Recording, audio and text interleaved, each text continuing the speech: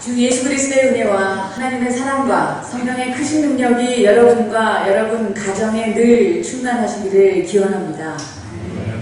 사랑하는 사회교회 교회 여러분, 지난주에 이어서 우리는 교회 정과에 따라서 구약성서에서 아모스서를 읽고 있는 것 기억하십니까?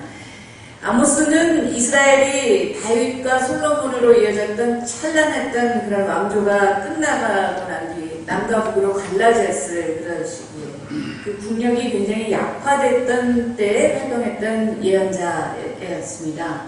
아모스는 진정으로 하나님께 예배하는 것이 무엇인가, 바로 그것을 깊이 있게 또 비판적으로 성찰하게 하는 그런 내용을 많이 말해주고 있습니다.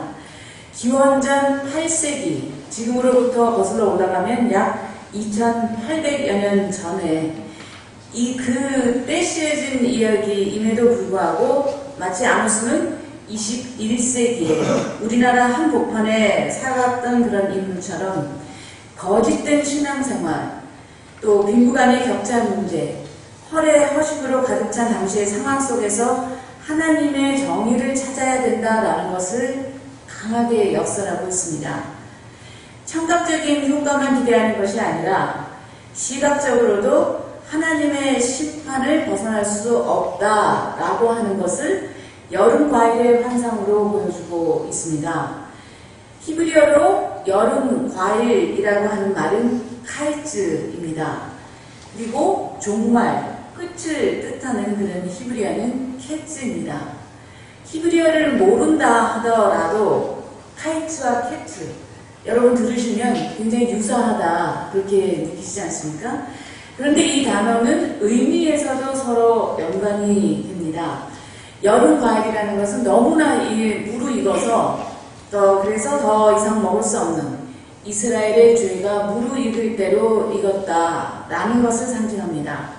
마지막 때가 이르렀음을 말해주고 있습니다. 그러면서 아모스는 사람들이 저지르는 7가지의 죄악을 나열합니다. 하나님과의 관계성에서 벌어지는 죄악을 먼저 열거하고, 그 다음에는 사람들 사이에서 보여주는 그런 관계성에서의 드러나는 죄악입니다. 하나님과의 관계성은 제대로 하나님을 예배하지 않는다. 그러면서 무슨 얘기를 하고 있냐면, 초하루 축제를 언제 지나서 우리가 곡식을 팔 수 있을까? 이스라엘 사람들이 야훼 하나님을 예배했던 그런 초하루 월삭일이 빨리 지나가고 다시 장사할 것만 생각하고 있는다는 뜻입니다. 두 번째의 죄악은 안식일이 언제 지나서 우리가 밀을 낼 수 있을까? 소출을 거둘 수 있을까? 그래서 안식일에 야훼 하나님 예배하는 일보다는 돈 벌 생각을 먼저 한다는 겁니다. 경제적인 이윤 추구가 먼저 앞섰다는 그런 뜻입니다. 그리고 안식일에 임하는 자세가 굉장히 결여되어 있는, 그런 진정성이 결여되어 있다는 뜻입니다. 세 번째부터 7번째까지는 사람들과의 사이에서 벌어지는 그런 관계성에서 드러나는 죄악들입니다. 다 대부분 상업적인 관계성에서의 그런 문제성을 얘기합니다. 에바, 되를 조작해서 파는 그런 부도덕한 상거래의 문제성입니다. 네 번째는 세겔, 슈를 조작해서 파는 부도덕한 상거래의 문제성입니다. 그 다음에는 저울을 조작하는 그런 상거래의 문제성이 나오고, 그 다음에 은으로 가난한 자를 사고 신 한 켤레로 궁핍한 자를 사는 행위를 말합니다. 빚진 사람의 빚을 탕감해 주지 못하고 그런 사람들을 오히려 노예로 전락시키는 그런 심각한 죄악을 말합니다. 그리고 마지막으로는 잿밀을 섞어 파는 행위, 깨끗한 밀에 쭉정이를 섞어서 그 양을 부풀리는 행위를 말해주고 있습니다. 아모스는 이렇게 당시 이스라엘 사람들에게서 이윤 추구가 하나님 예배보다 앞서는 현상들을 열거하고 있었던 것입니다. 그리고 연이어서 하나님 심판의 현상이 자연재해의 모습으로 드러날 것을 말해줍니다. 그리고 죽음을 맞아서 통곡의 소리가 여기저기서 울려 퍼지게 된다는 그러한 경고를 말해주고 있습니다. 기원전 8세기에 드러났던 이 본문 말씀이 21세기에 이 한반도 땅에서 살아가는 우리에게 결코 낯설지 않은 이유는 시간적, 공간적인 경계를 뛰어넘어서 많은 유사성을 우리가 찾을 수 있기 때문입니다. 그것은 하나님을 진정으로 예배하지 않는 위선과 모든 불의한 행위들이 물질적인 빈곤으로부터 비롯되고 있지 않고 영적인 가난으로부터 비롯되고 있다는 그러한 사실입니다. 지난주 구약 본문 혹시 기억나십니까? 아모스의 직업이 나왔던 그런 대목이었습니다. 아모스는 자기 자신의 직업을 뽕나무를 키우고 양을 키우는 사람이다 라고 그렇게 설명했던 거 기억하고 계시는지요? 그러면서 바로 아모스는 이렇게 말합니다. 사람들이 배고파 하겠지만 그것은 밥이 없어서 겪는 배고픔이 아니다. 사람들이 목말라 하겠지만 그것은 물이 없어서 겪는 목마름이 아니다. 주의 말씀을 듣지 못하여서 사람들이 굶주리고 목말라 할 것이다. 배고픔과 목마름이 있는데 그것은 육체적인 욕구를 채우는 배고픔과 목마름이 아니라는 뜻입니다. 몸은 부유해졌지만, 물질적으로는 부유해졌지만 정신이 빈곤해진 것, 그것이 바로 주님의 말씀을 진정으로 사모하지 못하는 데에서 비롯되고 있다는 아모스의 경고의 말씀이었습니다. 하나님을 예배하고자 하지만 우리의 몸과 마음이 따로 분리되는 현상들, 풍요로움 속에서도 영적으로 메말라 있는 그러한 상태는 우리에게 낯설지 않습니다. 그 아모스의 말씀과 이어지는 신약성서의 본문은 우리에게 잘 알려져 있는 누가복음의 마리아와 마르다 두 자매 이야기입니다. 이 본문은 두 가지 유형으로 사람들의 모습을 분리하는 것으로 이해되기도 했었습니다. 한쪽의 유형은 실천적이고 한쪽의 유형은 이론적인. 그래서 이 본문은 사람들의 역할을 이원론적으로 구분짓게 했습니다. 한쪽에는 실천가, 평신도, 세상적인 사람, 여성적인 일을 하는 사람, 그 반대편에는 이론가, 사제와 목사, 신학자, 남성적인 일을 하는 것처럼 일을 두 가지로 그렇게 구분해서 해석하기도 했습니다. 그래서 정신적이며 이론적인 일을 고상한 것으로 보고 육체적인 일, 실제적인 일은 그렇지 못한 것으로 보이게 했고 맡은 직분에 따라서 직업 간에도 또 교회 안에서도 계층 간에 서열이 있는 것처럼 그렇게 오해하게 만들었습니다. 그러나 이러한 역할 구분과 이원론적인 유형 구별은 이 본문의 의도를 벗어나게 합니다. 왜냐하면 이 본문 말씀은 어떤 비유적인 그런 이야기가 아니라 하나의 구체적인 실제 이야기를 전해주고 있기 때문입니다. 이 본문은 실제로 예수 그리스도가 마르다와 마리아를 만났던 그런 이야기를 전해줍니다. 누가복음의 저자 누가는 이 본문을 통해서 예수님의 행적을 연대기적으로 그렇게 기록하고 있는데 예수님께서는 우연히 길을 나서고 계신 것이 아니라 분명한 목적을 갖고서 그리고 거의 마지막이 될지도 모를 그런 방문을 하게 되었음을 증언해주고 있습니다. 예수님께서 어디로 향해 계셨습니까? 예수님은 누가복음 9장에서 예루살렘을 향하여 가고 계셨다라고 말했습니다. 예수님의 말씀과 행동에는 이미 십자가의 그늘이 드리워져 있었습니다. 즉 결단의 순간이 가까워졌음을 뜻하는 그런 이야기입니다.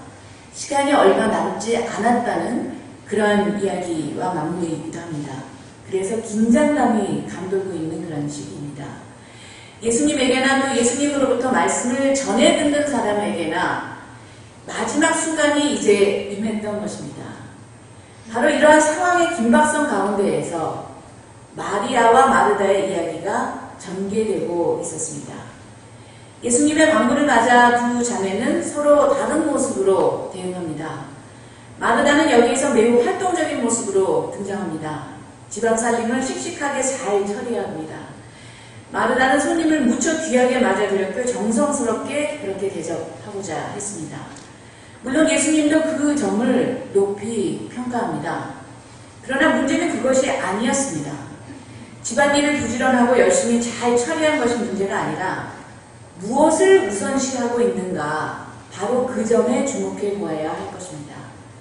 예수 그리스도와의 이 결정적인 만남의 순간에, 그리고 시간이 얼마 남지 않았다라고 하는 시간의 긴박성이 있었던 그 순간에 마르다는 무엇을 위해서 그리도 분주했던 것일까요?